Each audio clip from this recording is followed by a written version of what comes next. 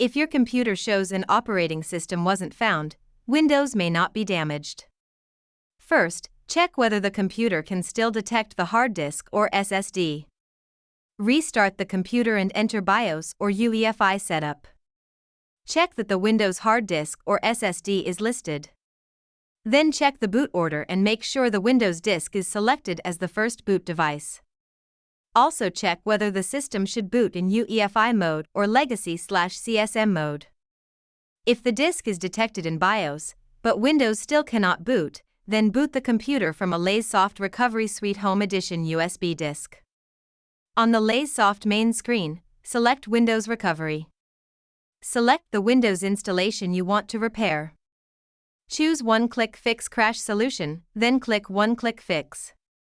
Lazesoft will automatically check and repair common boot problems, including the MBR, boot sector, BCD file, missing boot files, and registry boot settings.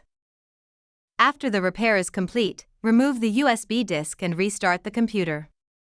Windows should boot normally again.